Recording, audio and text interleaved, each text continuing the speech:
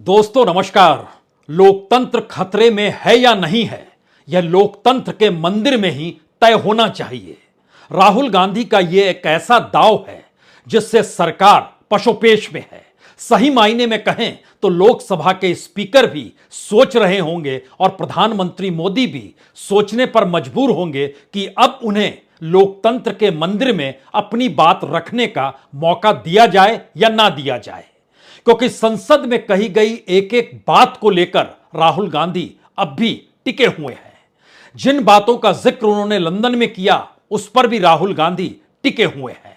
यह अलग बात है कि संसद में दिए गए भाषण के 18 हिस्सों को हटा दिया गया, यानी आने वाले वक्त में लोग ये जान नहीं पाएंगे कि अडानी और मोदी के रिश्तों को लेकर जो सवाल राहुल गांधी ने पार्लियामेंट के भीतर उठाया वो सवाल कौन से थे, क्योंकि जब उसे स्पंज कर दिया गया यानी उस लाइन को हटा दिया गया तो उसके बाद वह इतिहास के पन्नों में दर्ज होती नहीं है। लेकिन दोबारा अगर राहुल गांधी को बोलने दिया गया तो राहुल गांधी पुरानी बातों का दोबारा जिक्र करते हैं तो क्या फिर से उसे स्पंज किया जाएगा? या जिन बातों का जिक्र लंदन में किया गया है अगर उन्हीं बातों को वह संसद के भीतर दोहराते हैं तो सवाल होगा क्या उसे स्पंज किया जाएगा या उस पर सहमति होगी या उस पर चर्चा की शुरुआत होगी। सरकार फंस चुकी है। सही मायने में कहें तो यह एक ऐसा दांव है जिसमें उन बातों पर अगर गौर करें जिसका जिक्र आज चंद मिनटों की प्रेस कॉन्फ्रेंस में राहुल गांधी ने यह कहकर किया कि मैं दरअसल संसद सदस्य हूं और 4 मंत्रियों ने मेरे ऊपर आरोप लगाए हैं, तो बतौर पार्लियामेंट्री मुझे पहला जवाब तो पार्लियामेंट के भीतर ही देना चाहिए और मुझे लगता है कि मुझे जवाब देने नहीं दिया जाएगा, लेकिन फिर भी कोशिश तो करनी चाहिए। और इसीलिए मैं आज स्पीकर से मिला और लोकसभा अध्यक्ष मुस्कुराते रहे, उन्होंने कोई जवाब नहीं दिया। तो कल तक इंतजार करना चाहिए और कल तक इंतजार हम लोग करते हैं। उसके बाद जानकारी देंगे कि दरअसल हमने जो लंदन में कहा और पार्लियामेंट के भीतर जो इससे पहले कहा था उसको लेकर अब वो क्या सोचते हैं। यानी एक ऐसी परिस्थिति है जिन पन्नों को अगर खोला जाए तो पहला सवाल जो आज राहुल गांधी ने चंद मिनटों की प्रेस कॉन्फ्रेंस में उठा दिया वो शायद भारत की राजनीति का सबसे घातक सवाल है या राजनीतिक तौर पर सबसे तीखा हथियार है। अडानी और मोदी के रिश्ते क्या हैं? यह एक ऐसा सवाल है जिसका जवाब देने से बीजेपी बचेगी या खुले तौर पर इस देश ने अडानी और मोदी को जो अलग अलग जगहों पर देखा और अडानी के नेटवर्थ को बढ़ते हुए देखा और दुनिया भर में जब यह रिपोर्ट आ गई कि कैसे शेयर बाजार के भीतर घोटाला और घपला हो गया तो भी सरकार ने कहीं भी उफ नहीं की और किसी जांच की दिशा में वह बढ़ नहीं पाई और जेपीसी की मांग होती रही लेकिन सरकार खामोश रही। तो ध्यान दीजिए 51 दिन हो चले हैं लेकिन प्रधानमंत्री ने कुछ भी नहीं कहा, जबकि खुले तौर पर कई मौकों पर वो कह चुके हैं कि भ्रष्टाचार नहीं होता है, हम लोग जीरो टॉलरेंस में रहते हैं, ना किसी को खाऊंगा ना खाने दूंगा का जिक्र कई रैलियों में किया गया है। तो वो कौन सी स्थिति है जिसमें राहुल गांधी को अब पार्लियामेंट में अगर बोलने दिया जाता है तो जाहिर है वो लाइव होगा, उसे देश के तमाम न्यूज चैनल काटेंगे यानी दिखाएंगे और दिखाते वक्त राहुल गांधी जिन बातों का जिक्र कर रहे होंगे वो दोबारा देश के सामने जाएगा। बीजेपी उसका विरोध करेगी ठीक उसी तरीके से जैसे आज राहुल गांधी के प्रेस कॉन्फ्रेंस के 40 मिनट के भीतर ही बीजेपी की प्रेस कॉन्फ्रेंस हो गई और उसमें रविशंकर प्रसाद सामने आए, बीजेपी के सांसद हैं और उन्होंने जिन बातों का जिक्र किया वो 3 बातें थी। पहली बात यह कि प्रधानमंत्री इतने लोकप्रिय हैं तो फिर इस तरीके के आरोप का क्या मतलब है। दूसरी बात जो उन्होंने अमेरिका और यूरोप से कहा कि भारत में वो हस्तक्षेप करें, क्या ये भारत को लेकर और भारत के लोकतांत्रिक परिस्थितियों को लेकर हमला नहीं है। और तीसरी ये कि कांग्रेस के दौर में जो कुछ जिस तरीके से होता रहा अब वो नहीं हो रहा है तो शायद इससे सिमटती हुई कांग्रेस को कहीं कोई बूटी नहीं मिल पा रही है कि वो दोबारा जीवित हो पाए। लेकिन ध्यान दीजिए अडानी से मोदी के रिश्ते क्या हैं, यानी देश के प्रधानमंत्री के रिश्ते क्या हैं, यह ना रिश्ते और रिश्ते के बीच की कड़ी दरअसल 2013 से उस चार्टेड प्लेन से शुरू होती है, जिसमें प्रधानमंत्री मोदी प्रधानमंत्री बनने से पहले सफर कर रहे थे। और 2019 के बाद से जिस रफ्तार से नेटवर्थ अडानी ग्रुप का बढ़ा, जब भारत की जीडीपी नीचे जा रही थी कोर सेक्टर से लेकर मैन्युफैक्चरिंग सेक्टर तक में, तब यह सवाल आगे बढ़ता चला गया, यह कौन सी इकोनॉमी है जिसमें कॉरपोरेट को लाभालाभ होता चला जाए। तो क्या वाकई इन सारी परिस्थितियों को पार्लियामेंट के भीतर बोलने की इजाजत दी जाएगी, या फिर बोलने दिया जाएगा और उसके बाद फिर से स्पंज कर दिया जाएगा? और जब स्पंज कर दिया जाएगा तो फिर से यह सवाल उठेगा कि पार्लियामेंट के भीतर ही जब लोकतंत्र है नहीं और बातों को मिटा दिया जाता है, हटा दिया जाता है, दस्तावेजों से गायब कर दिया जाता है, तो यह कौन सा लोकतंत्र है? दरअसल आज चंद मिनटों की प्रेस कॉन्फ्रेंस, लंदन का वक्तव्य और उससे पहले पार्लियामेंट में दिया गया भाषण, और इस दौर में बीजेपी का सीधे हमला राहुल गांधी पर, इस दौर में बीजेपी के 4 बड़े मंत्रियों का हमला सीधे तौर पर राहुल गांधी पर, और राहुल गांधी को लेकर 4-6 प्रेस कॉन्फ्रेंस का जिक्र।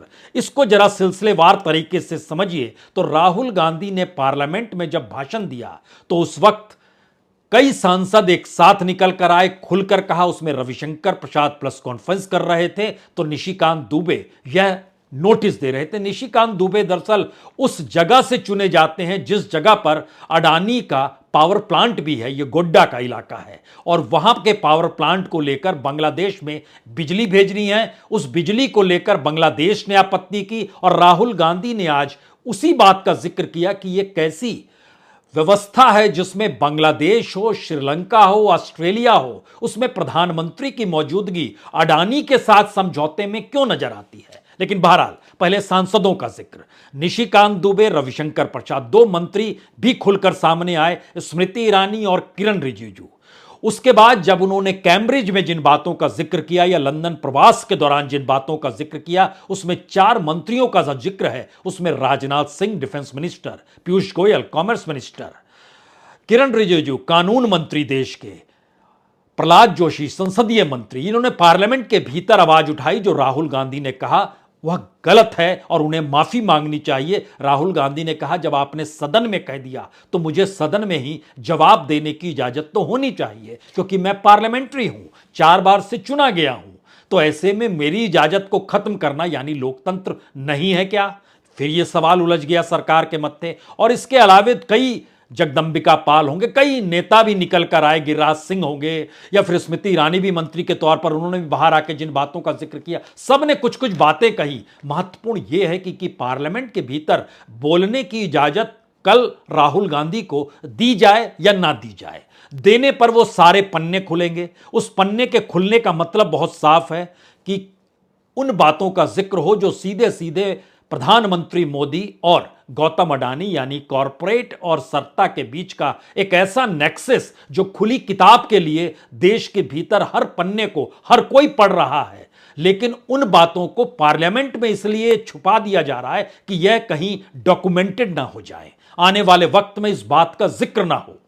तो क्या वाकई इससे लोग अनभिज्ञ हो जाएंगे या कल वाकई फिर से बोलने नहीं दिया जाएगा? क्योंकि राहुल गांधी ने अपने तौर पर कहते कहते कहा कि मुझे नहीं लगता मुझे बोलने देंगे, क्योंकि मैं फिर भी होपफुल हूं कि मुझे बोलने दें। और पब्लिक में जब सारी बातें मौजूद है तो फिर डर किस बात का? अगर ऐसी परिस्थिति में कांग्रेस के अध्यक्ष मल्लिकार्जुन खड़गे को भी समझे तो उन्होंने कहा कि दरअसल प्रधानमंत्री ही जब जब विदेश गए हैं तब तब देश के खिलाफ उन्होंने वक्तव्य दिया है, और उन्होंने बकायदा सोशल मीडिया में अपने अकाउंट से और अलग माध्यमों से और प्रेस कॉन्फ्रेंस के जरिए उन तमाम चीजों का जिक्र किया कि प्रधानमंत्री मोदी ने कब कहां क्या देश के खिलाफ बोला। तो राजनीतिक तौर पर यह शायद भारत के भीतर की राजनीति एक ऐसी लाइन पर आकर खड़ी हो गई है जहां पे लोकतंत्र का सवाल, जहां पर विदेश जाकर देश के खिलाफ बोलने की मानसिकता और इन सब के बीच देश के भीतर की अर्थनीति, इन तीनों सवालों के इर्द गिर्द सारी परिस्थितियां घूम रही है। आज चंद मिनटों में 3 विदेश का जिक्र किया गया। जब पार्लियामेंट में भाषण दिया गया था तब 6 देशों का जिक्र था। आज उन्होंने कहा श्रीलंका, राजपक्षे का नाम लिया। उन्होंने क्यों कहा कि प्रधानमंत्री या सरकार के द्वारा, और प्रधानमंत्री का नाम लिया उन्होंने कि उन्होंने दबाव बनाया, कैसे पोर्ट को लेकर अडानीज के साथ समझौता हो। ऑस्ट्रेलिया में बाकायदा एसबीआई चेयरमैन की मौजूदगी, अडानी की मौजूदगी और प्रधानमंत्री की मौजूदगी, और वहां पे जब माइंस मिलती है, प्रोजेक्ट मिलते हैं तो $1 बिलियन लोन दे देती है एसबीआई। ये कौन सी स्थिति थी।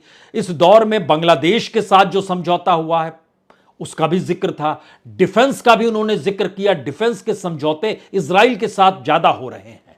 तो यानी इन बातों को अगर कल दोबारा पार्लियामेंट में दोहराया जाएगा तो सरकार बोलने देगी या नहीं बोलने देगी। और वाकई अगर नहीं बोलने दिया जाता है तो क्या वो कल मीडिया के सामने आकर उस कच्चे चिट्ठे को खोलेंगे। क्योंकि उन्होंने अपने तौर पर कहा मैंने लंदन में कुछ गलत नहीं बोला, और मैंने क्यों गलत नहीं बोला या मुझे गलत क्यों नहीं लगता है इसका जिक्र मैं पार्लियामेंट में ही करना चाहता हूं। अब यहां पर सबसे बड़ी कड़ी है उन्होंने कहा क्या। 4 बातें उन्होंने पार्लियामेंट में कहना चाहते हैं जो उन्होंने लंदन प्रवास के दौरान की। उन 4 बातों में पहली बात है कि अमेरिका सहित दुनिया के लोकतांत्रिक देश यह नोटिस करने में विफल रहे कि भारत का लोकतंत्र खतरे में है, और लोकतंत्र के मंदिर के भीतर अगर उनको बोलने की इजाजत नहीं दी जाती है तो जाहिर है यह लाइन पुख्ता हो गई। और अगर बोलने की इजाजत दी जाती है तो लोकतंत्र की परिभाषा राहुल गांधी किस लिहाज से गढ़ते हैं यह कल सुनना और समझना होगा। अगर उसके जरिए वो बताते हैं कि कॉरपोरेट के साथ आपके संबंध हैं, अगर वो बोलते हैं संस्थानों पर कब्जा है, अगर वो आरएसएस का जिक्र करते हैं, किन बातों का जिक्र करते हैं। क्योंकि लंदन प्रवास के दौरान उन्होंने एक बात और की थी इसी लोकतंत्र से जोड़कर। उन्होंने कहा था कि दरअसल आरएसएस भाजपा से हम लड़ तो रहे हैं लेकिन उन्होंने तमाम सरकारी संस्थानों पर कब्जा कर लिया है जो एक लिहाज से स्वतंत्र थी। और उन्होंने उदाहरण दिया कि यूनाइटेड किंगडम में यानी ब्रिटेन में भी संस्थाएं स्वतंत्र हैं। वहां पर जब आप लड़ते हैं तो 2 पॉलिटिकल पार्टी लड़ती है, लेकिन भारत की मुश्किल यह है कि बीजेपी और आरएसएस के साथ साथ सभी सरकारी संस्थाओं से भी उन्हें लड़ना पड़ता है क्योंकि वो स्वतंत्र नहीं है। और डेमोक्रेसी अगर कॉन्स्टिट्यूशन के लिहाज से समझे तो कॉन्स्टिट्यूशन ने बाकायदा कार्यपालिका, न्यायपालिका, विधायिका और 4th स्टेट को लेकर एक स्वतंत्रता प्रदान की है कि सभी की अपनी अपनी स्वतंत्रता है और एक दूसरे पर एक चेक एंड बैलेंस रखा है जिससे कोई तानाशाह ना हो जाए। यानी एक ऐसी परिस्थिति रखी है कि कॉन्स्टिट्यूशन की व्याख्या सुप्रीम कोर्ट ही करेगा। ऐसी व्यवस्था रही है कि ब्यूरोक्रेसी यानी विधायिका के जरिए जो चीजें इंप्लीमेंट होती है उसमें कुछ कॉन्स्टिट्यूशनल इंस्टीट्यूशन है जो स्वायत्त हैं, उस पर सरकार का दबाव नहीं है। लेकिन इस दौर में अगर फहरिस्त देखिएगा तो सवाल सिर्फ सीबीआई और ईडी और आईटी भर का नहीं आया, बल्कि सवाल तो इस दौर में इलेक्शन कमीशन तक का आ गया। न्यायपालिका तक को पार्लियामेंट के भीतर और बाहर सवाल उठने लगे कि उनके निर्णयों को कैसे प्रभावित किया जाता है। और यह भी बात आने लगी कि अगर न्यायपालिका में संभाले हुए जजेस जो हैं अगर वो सरकार से प्रभावित होकर कोई राज्यसभा में नॉमिनेट हो जाता है, कोई राज्यपाल बन जाता है, तो कैसे माना जाए कि वह जिस दौर में काम कर रहे थे बतौर जज उस दौर में उस सरकार के अनुकूल वो नहीं थे। क्योंकि आफ्टर रिटायरमेंट उनको अगर सरकार कुछ सहूलियत देती है तो वो सहूलियत यूं ही नहीं दी जाती है, तब तो एक लंबी फहरिस्त है इस देश के भीतर में। यह इससे पहले इस रूप में क्यों नहीं होता था, यह भी सवाल उठेगा। तीसरा सवाल उन्होंने बताया जो लंदन प्रवास के दौरान उठाया गया कि भाजपा चाहती है कि दलित, आदिवासी, मीडिया या हर कोई शांत रहे, खामोश रहे, कोई उनसे सवाल नहीं पूछे, क्योंकि वह इस देश को अपने 4-5 करीबियों में सब कुछ सौंपना चाहते हैं। फिर से लौटिया इस परिस्थिति में क्या इसका जिक्र कल पार्लियामेंट के भीतर राहुल गांधी दोबारा करेंगे या करने दिया जाएगा, या करने दिया जाएगा तो उसको स्पंज नहीं किया जाएगा, या ये 4-5 करीबियों के अगर डिकोड करेंगे तो उसमें फिर से अडानी का जिक्र होगा। और अडानी और मोदी के रिश्तों को लेकर अगर 18 लाइन इससे पहले स्पंज कर दी गई, हटा दी गई, डॉक्यूमेंटेड ना हो, इस दिशा में काम किया गया पार्लियामेंट के भीतर में, तो क्या दोबारा उसी बात को फिर से सामने लाया जाएगा, यह भी एक सवाल है। और चौथी बात उन्होंने जो कही थी वहां जाकर उन्होंने कहा था कि चीन ने जमीन ली है, इस पर उन्होंने चुप्पी थाम ली। लंदन प्रवास के दौरान राहुल गांधी ने, लेकिन कहा चीन से सतर्क रहने की जरूरत ज्यादा है क्योंकि वह बॉर्डर पर बहुत ज्यादा एक्टिव और एग्रेसिव है। इन बातों का जिक्र किया। आज जब जवाब देने के लिए रविशंकर प्रसाद आए, 30 से 40 मिनट का वक्त लगा होगा। राहुल गांधी की प्रेस कॉन्फ्रेंस खत्म और आधे घंटे के भीतर रविशंकर प्रसाद की शुरू, जो बीजेपी के सांसद हैं, पटना से जीते हुए हैं। उन्होंने कहा कि अमेरिका और यूरोप को आप कह रहे हैं कि आप भारत के लोकतांत्रिक परिस्थिति में हस्तक्षेप कीजिए, कि यहां लोकतंत्र नहीं है। यह तो पूरी तरीके से माफी मांगनी ही होगी इस पर। और जिन बातों का जिक्र हो रहा है उसमें यह राहुल गांधी कह रहे हैं कि भारत का लोकतंत्र खतरे में है। इसको अमेरिका समेत दुनिया के लोकतांत्रिक देश नोटिस करने में विफल क्यों रहे। कई सवाल एक साथ उभर रहे हैं, लेकिन सबसे मुश्किल तत्व यह है कि यह बातों का जिक्र जो है, बातों के जरिए माफी मांगना या नहीं मांगने से तो हल हो जाएगा, लेकिन जैसे ही अडानी और देश के प्रधानमंत्री मोदी के रिश्तों का जिक्र होगा, वैसे ही कलई खुलने लगेगी। और शायद वह कलई ना खुले, इसीलिए इसको डाइवर्ट किया जाता है, या इसको डाइवर्ट किया जा रहा है, जिसका जिक्र आज राहुल गांधी ने भी खुले तौर पर कर दिया। क्योंकि जैसे ही आप अडानी एस्पेक्ट के भीतर आते हैं, वैसे ही आपके जहन में इस देश की संस्थाएं आ जाती हैं। ईडी आ जाता है। ईडी ने क्यों काम नहीं किया है शेल कंपनियों को लेकर, मनी लॉन्ड्रिंग को लेकर उसने इतने सवाल खड़े किए हैं। लेकिन इन सब के बीच एक चीज और ध्यान दीजिए, पहली बार ईडी ने अपने तौर पर अपने बारे में एक पर्चा जारी किया और उस पर्चे के जरिए बताया कि कितने केस उसके पास हैं, कितने एमएलए, एमपी और एमएलसी के केस उसके पास हैं और उसका कन्विक्शन रेट क्या रहा है। तो जब आप मनी लॉन्ड्रिंग और ईडी का जिक्र करते हैं और जैसे ही अडानीज का जिक्र होगा और अडानीज के जरिए हिडेनबर्ग रिसर्च रिपोर्ट का जिक्र होगा, जिसकी दुनिया में धूम मची हुई है, अंतर्राष्ट्रीय तौर पर शेयर इसीलिए और अंतर्राष्ट्रीय तौर पर बैंकों द्वारा पैसा ना लगाने की परिस्थिति अडानी कंपनी में, यह सारी चीज जब उभर कर आई है, तो इसमें सबसे बड़ा सवाल यह है कि यह सीधा आरोप तो सरकार को कटघरे में खड़ा करता है। तो क्या इसको बोलने की इजाजत दी जाएगी संसद के भीतर? राहुल गांधी बोल पाएंगे, नहीं बोल पाएंगे या बोल पाएंगे? नहीं बोलने दिया जाएगा तो डेमोक्रेसी का सवाल है कि आप लोकतंत्र के मंदिर में ही एक पार्लियामेंट्री को बोलने नहीं दे रहे हैं। अगर वो फिर भी बोलते हैं और इजाजत दे दी जाती है, उसके बाद उनकी बातों को स्पंज कर दिया जाता है, फिर वही सवाल उठेगा, आपने स्पंज कर दिया। और अगर दोनों चीजें नहीं होती हैं, यानी बोलने भी दिया जाए और स्पंज ना किया जाए, तो ये डॉक्यूमेंटेड हो जाएगा। और पार्लियामेंट के भीतर के डॉक्यूमेंटेड स्थितियों को आप राजनीतिक तौर पर, सामाजिक तौर पर या हिस्टोरिकली आने वाले वक्त में जैसे गाहे बगाहे बीजेपी आज भी इमरजेंसी का जिक्र कर देती है कि 45, 46, 47 साल पहले देश में इमरजेंसी लगी थी, तो इसमें कांग्रेस को बोलने का हक नहीं है। और देख लीजिए तीन मूर्ति की लाइब्रेरी में जाकर या पार्लियामेंट की लाइब्रेरी में जाकर उस वक्त क्या क्या हुआ था। तो आने वाले वक्त में यह भी बताया जा सकता है कि देखिए किस तरीके से एक कॉरपोरेट मित्र के हक में ना सिर्फ खड़े हुए, बल्कि इस देश की पॉलिसी और गवर्नेंस भी उनके अनुकूल कर दी गई। तो कैसे बोलने की इजाजत दी जाएगी? इस सवाल को लेकर हमें लगता है आज बड़ा महत्वपूर्ण पहले एक हिस्सा छोटा सा समझना चाहिए कि ईडी को क्या जरूरत पड़ी इस दौर में कि वह बताए कि उसके पास कितने केस हैं। ईडी ने जानकारी दी बकायदा कि 205 से हमारा काम शुरू होता है और हमें जो अधिकार दिए गए थे उसमें हम जब जांच करते हैं तो किसी भी अभियुक्त को बुला सकते हैं, गिरफ्तार कर सकते हैं, संपत्ति कुर्क कर सकते हैं, मुकदमा चला सकते हैं। और संयोग से राहुल गांधी से भी 5 दिनों तक ईडी ने 50 घंटे पूछताछ की, लेकिन गिरफ्तार नहीं किया, संपत्ति कुर्क नहीं हुई, मुकदमा अभी नहीं चला उस रूप में, अभियुक्त को बुलाया जरूर गया। तो सवाल यहीं से शुरू होता है। लेकिन आर्थिक अपराधों के दायरे में जरा ईडी का अपना डाटा देख लीजिए। ईडी कहती है कि हमारे पास 2005 से अभी तक 5,906 शिकायतें आई।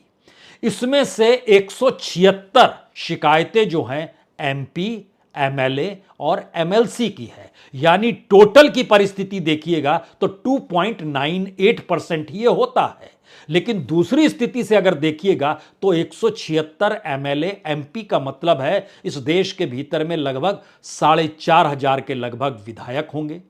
इस देश के भीतर में लगभग जो आप पार्लियामेंट्रीज ले लीजिए, लोकसभा और राज्यसभा 750 संख्या उनकी जोड़ लीजिए, तो उनमें से 176 के खिलाफ कुछ पूर्व भी हैं, उसका जिक्र भी है। और यह भी बतलाया कि दरअसल हम लोगों ने 5,906 शिकायतों में से 1,142 पर चार्जशीट की, 513 लोगों को गिरफ्तार किया और सिर्फ 25 मामलों में सुनवाई पूरी हुई, जिसमें से 24 में सजा हुई है। तो उन्होंने सजा, कन्विक्शन रेट बोलते हैं, देखिए 96%, 98%, 99%, जो कहना है कह लीजिए, क्योंकि 25 मामलों में से 24 में आप सजा दे रहे हैं, जिसमें 45 लोग दोषी अभियुक्त हैं, जिनसे तकरीबन 36 करोड़ 23 लाख की संपत्ति जब्त भी की गई, यह भी जानकारी दी गई। लेकिन जैसे ही आप ओवरऑल में आते हैं तो 1,142 चार्जशीट में से सिर्फ 25 मामलों में सुनवाई पूरी, और ओवरऑल 5,906 मामलों में से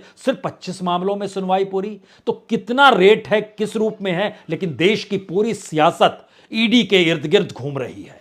और ईडी इस रूप में मौजूद है जहां पर वो किसी भी सांसद पर हाथ रख दे, किसी विधायक पर हाथ रख दे, तो उसको यह डर सताने लगता है कि उसकी गिरफ्तारी अब नहीं तो तब हो जाएगी। और गिरफ्तारी का मतलब है 1 बरस तक, उसके बाद आपको जमानत नहीं मिलेगी, क्योंकि सुप्रीम कोर्ट ने ही यह पावर दे दिया है।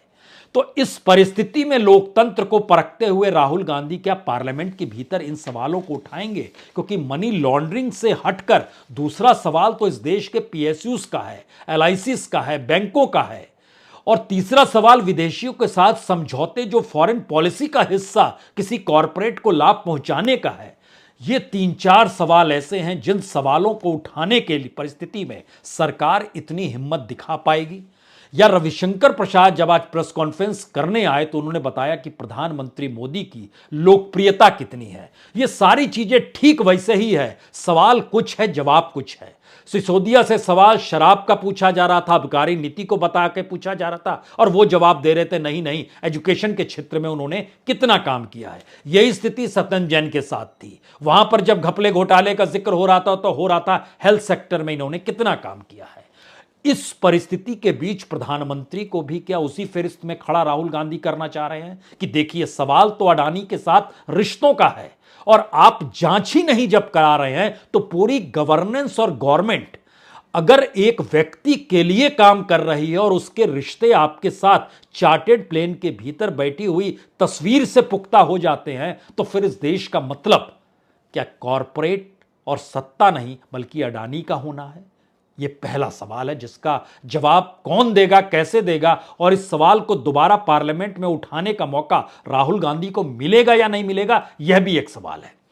दूसरा सवाल जो उसके आगे का है, डेमोक्रेसी का, जिस डेमोक्रेसी का जिक्र बार बार हो रहा है लोकतांत्रिक परिस्थिति में, उसमें पहला अभिव्यक्ति का अधिकार भी होता है और बोलने का अधिकार भी होता है। लेकिन किसी पार्लियामेंट्री और पार्लियामेंट के भीतर और पार्लियामेंट को लेकर जब संवैधानिक परिस्थिति में डेमोक्रेसी का जिक्र होता है, तो फिर लोकतंत्र के मंदिर के भीतर हर उस सवाल को उठाने की इजाजत होती है जिन सवालों को लेकर विपक्ष सोचता है या उसके सांसद किसी मुद्दे को उठाते हैं। शायद सबसे बड़ी परीक्षा कल होनी है, जिस परीक्षा में लोकतंत्र है तो भी फंसे, लोकतंत्र नहीं है तो भी फंसे। यह स्थिति सरकार के सामने आकर खड़ी हो गई है।